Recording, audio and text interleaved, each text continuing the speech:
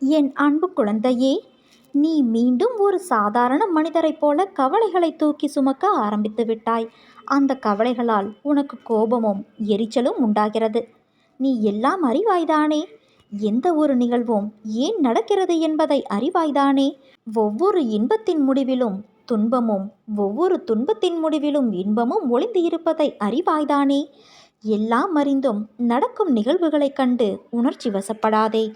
உனக்கே உரித்தான பெருந்தன்மையோடு விட்டு கொடுத்துச் செல். இழப்புகளை ஏற்றுக்கொள்.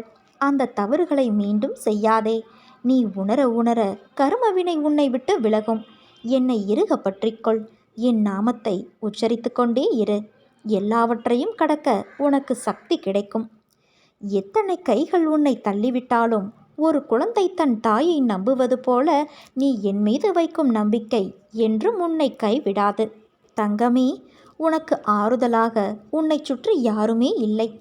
உன் கவலையை பற்றி யாருக்கும் கவலை இல்லை.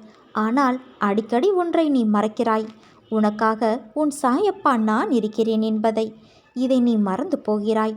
உன் மனதை கவலைக்குள் போட்டு அழுத்துகிறாய். பலமுறை உன் வாழ்வில் நான் நிரூபித்து விட்டேன். மலை போன்ற பிரச்சனை பனி போல விலகும் என்று. மீண்டும் அப்படித்தான் நடக்கும். அனைத்தும் தானாக சரியாகிவிடும் என் தங்கமே. காற்றை நீ என்றைக்காவது கண்ணால் இது இப்படித்தான் இருக்கும் என்று பார்த்திருக்கிறாயா?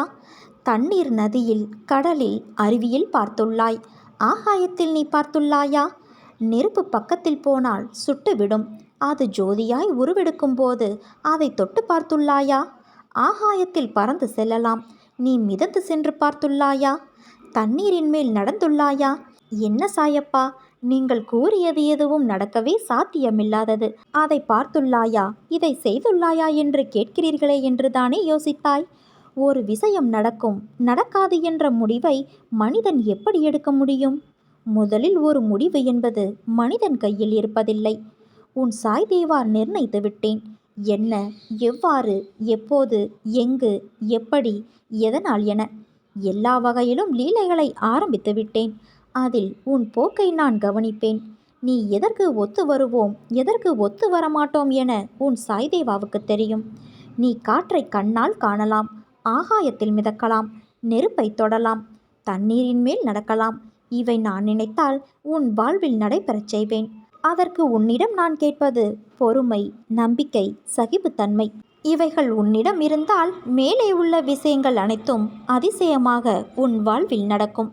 அதனால் உன் வாழ்க்கையை இனிமையாக, சந்தோஷத்தோடு, மன நிறைவான நிம்மதியோடு உன் சாய்தேவா உனக்கு நான் அமைத்து தருவேன்.